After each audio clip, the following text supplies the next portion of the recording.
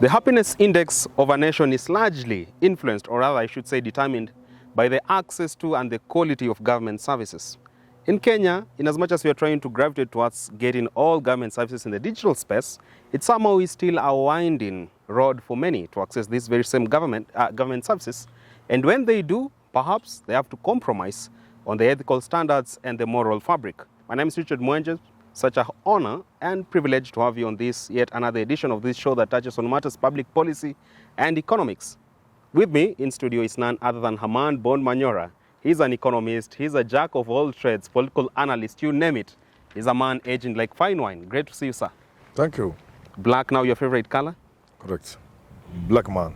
You're black man. Black and proud. We are talking matters today to do with access to government services and the quality therein, and just how much of energy you need to access one. Let's start with the recent changes in the government space. Huduma centers operating hours have been increased, but therein comes complaints that still even the increase in hours, there are services that you still have to pay some kickback. 100 shilling. In there, a domicile exorbitant cyber cafes. A photocopy goes for 100 shillings because you cannot actually walk out kilometers to get one, you have to pay the bill. From a general landscape, let's start with the Huduma centers. Would you say increasing the operating hours won't really matter as much if you're still going to have people there queue for long hours, but because they do not know the teller, they're not going to access the services? How do you address this issue of Huduma centers? Let's begin by saying we made great strides. The digital government introduced by Uhuru Kenyatta has been a game changer. Things that took months or even years now take days or even hours. So we must appreciate that. But like with everything else, especially in this country, there are always challenges and problems. And increasing hours is a good thing. But then there are inside things, like you have said, I encountered the same. Even you? Yeah, I encountered the same. I sent somebody to do something and I was asked to send money, I sent money, only to find out it was a private cyber inside. But it's presented as if it is part of the Huduma Center. It's so craftily done that you believe it is part the services you are paying for are government services through Huduma Center. But it's somebody's business inside there. But those kind of things can be sorted out. But when you see impunity being domiciled in government premises like Huduma centers, would you say that this is just a backseat that the government has taken because it's so easy to do those inspections therein? Why the laxity in enforcing such? I think let us say first of all, we appreciate what's going on. We can make it better. We should make it better. All right. Now that they know those things are happening, they should be able to move in and rein them in and make sure there is no business going on other than the business we should go on. All right. Yeah. Let's advance to this issue of immigration. Many Kenyans who consider themselves children of a lesser God just because they don't have a job have always opted to go to the Gulf or any other countries outside our borders to look for greener pastures, as they say it. But the problem comes when you go to the immigration department. You want to get your passport. An agent tells you, if you give me 6,000, you're going to get it in 3 days' time. But then again, the government tells you, wait for 2 weeks, 3 weeks, and at times even it actually goes for months. We are looking at the country that is trying to ramp up its collection of diaspora remittances. Should we actually now be sacrificing increased revenue under the altar of a few people who are making it so hard for these Kenyans to go to Gulf and give us that money that we are looking for outside the borders? Like with the delivery of government through Huduma centers, let us also appreciate that the days when getting a passport was hell on earth are gone.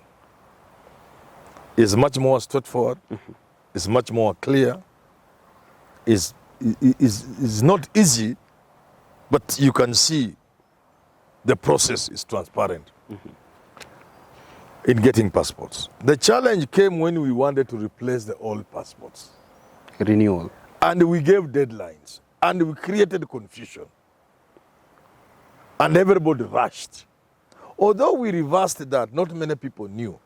So the problem now is that if you go for a passport, you are being booked for like 6 months from now, 4 months from now, to go and so that they can get your biometrics. That was caused by that rush to get rid of the old passports. But basically, it is so transparent You don't even need to go there. You do it online.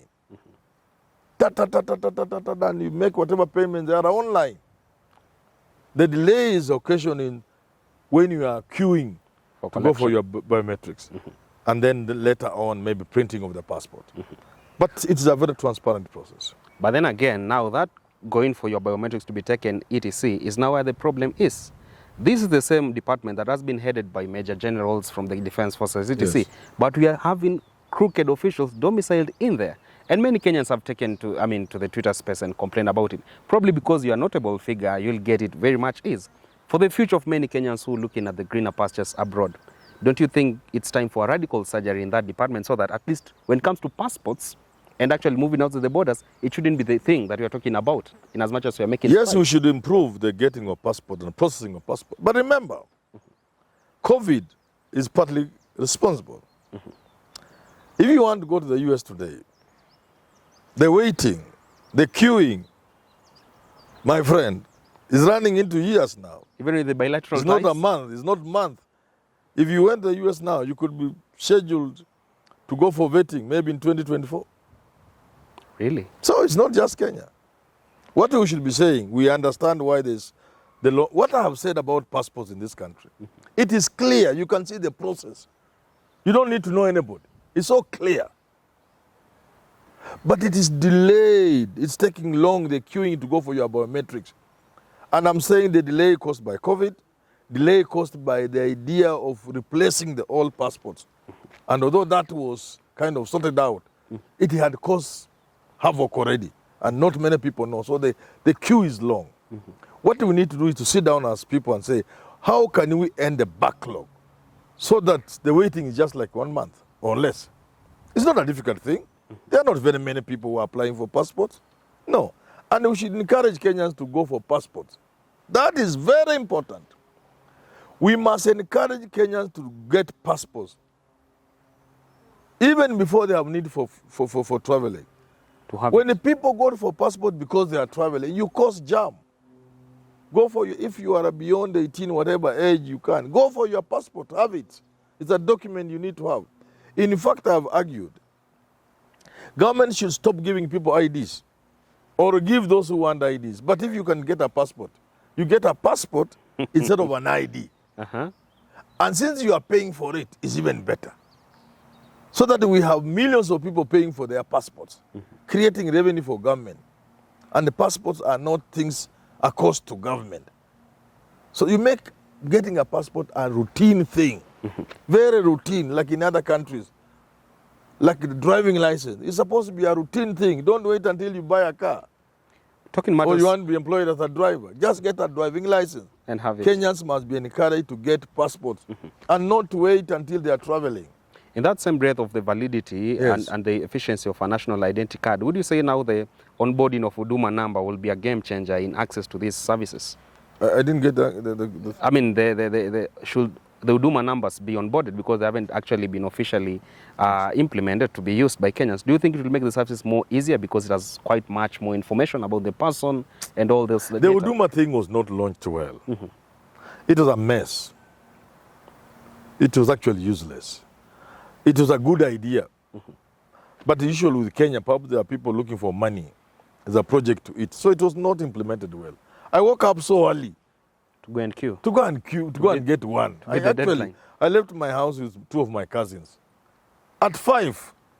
And then we walked to go and get the Huduma number. I've never had anything about my Huduma number. Actually, if you... I've had nothing. We were among the first people. It's a good idea. Even in the US, I think they have that. I think also a social security number or something in the US. Number. I think even in the UK. You need that something like in the other countries. It's a very good one-stop number. Let's redo it again. Let's just agree that we made a mistake. People ate the money. Let's start afresh. People ate the money. What will kill your person? They'll come for your neck, you know that. Who will come for my neck? This neck, you're doing what with it? All right, sir. When it comes to law enforcement and order in this country, you're looking at the police service. But therein, they also offer other essential services, like now getting a police abstract before you go for your ID. Trust you me, just 2 weeks ago, I went to a police station, wanted to get an abstract, but I was told very openly tupatie kitu ya chai. The nipe kitu ya chai culture is so domiciled in the police force. Robbers attack your home, but they say Land Cruiser ina mafuta. Weka mafuta ndio tukuje. When you are looking at now even the security services being under the shackles of tupatie kitu kidogo ndio upate services, where would you say the country would go in 10 years? Should actually this culture be promoted by the day? We are seeing GBVs, gender-based violence in our families. You run there, you have a rape case, it is not handled because you need to part with something. What is the end impact of this? Should it not be curtailed in the near future? It's a bad thing. We must bring it to an end. But like the Huduma number, like the other thing, passport, let us also appreciate. The police of today is not the police of yesterday. So let's appreciate. Let's appreciate. You can walk to the central police station and you are sent room number 7 or what? Yes. And you'll get your abstract. Let's appreciate. The days when you'll be taken in circles and circles, they are behind us. The police are more efficient than they ever were before. But there will still be these small challenges of kitu kidogo. But today somebody is just saying, wait, tupatie chai. Come on. Previously it was a demand. If you estated, they leave you there and they go. But now, somebody could just, also all the habits die hard. But the police of today, quite different from the police of yesteryears. I see. They are doing a much better job. They are much more transparent. They are much more efficient. We would make it better. And one of the starting points is to make sure the police are well paid. The police in this country must be well paid. That will be Don't bash the police for kitu kidogo when they are paid poorly. Police and teachers in serious countries are paid well. If you ask me, a constable should not earn anything less than 60, 70,000 shillings starting salary. What? A police constable. And you, as a country, you reap the benefits. And I know this country can afford to pay police It can? a minimum of $500 per month. This country can afford. Poorer countries around us are paying workers, city council cleaners, $300-400 a month. We can afford to pay our police a minimum of $500 a month. And any Kenyan can walk to a police station and get services for free. Bila kutoa kitu. Professional, clean, not people engaged in business. I've said about if you want to get people to work, pay them well, monitor their work, give them targets. They will achieve them. And monitor those. But you cannot monitor. You cannot give me targets where you don't even pay me. I must make ends meet. In whatever way possible. Including taking bribes. Or using the Let's gun. pay the police well before we put them under scrutiny about small things. Let's wind up here. We have seen the recent case in Westlands, this sort of Asian family coming under the shackles of the lands cartel, and it was quite a sorrowful story. The land grabbers are still at large, even with the digitization of the land registry during Farida Karonei's tenure as the CS. For this government to actually push away the issue of children who are not from influential families getting their small piece of land being taken from them, how different can they encompass it or inculcate in their digitization process to make the land ministry never a home for cartels or land grabbers? A lot again has been achieved in land registry across the country. A lot has been achieved. It's not, you go to Ngong, it's not the Ngong you used to see. I was in Machakos. No, you see the land registry. It's not what it used to be. But of course brokers are still here, there and there, including the Minister of Land. It's a home physical. It was physically a home for cartels. You couldn't even physically move through the corridors because of the cartels. The people, the brokers and conmen. They are not there as much as they were there. So a lot has been achieved. But we need to move with speed into remote sensing and whatever they are calling it and digitize our registries so that at the touch of a button, you know the state of a piece of land you want to buy. And we need to move with speed and fully computerize and digitize. No fake title deeds. No, and then there will not be fake title deeds. Because a title deed is an instrument for business, for investment. Now, if it's not reliable, how can it be an instrument for trade, for investment? All right, Herman Manyora takes us to the wrap of this conversation on Talking Matters access to government services and the quality being offered therein. Of course, these are conversations that we need to have so that the welfare check of every citizen is actually at a better place than it was yesterday. Time for Fun of the Week. It is this summer buddy who is in the country for Christmas holidays, Namwamba Kinuthia from Berlin, Germany. From Berlin, Germany, Namwamba Kinuthia. Welcome to Kenya, first of all, and thank you for being part of this family of Nairobi Review. When they go back to Germany, should they say the fan base of Nairobi Review? Yes, they should increase the fan base. Yeah. Tell them to join us. All right. Up next on your screen is the Business Glide African Proverb of the Day. You don't want to miss on it because it has nuggets of wisdom that should actually improve your life or actually how you relate with people by the day. Until next time, my name is Richard Mwenjem. Such a pleasure.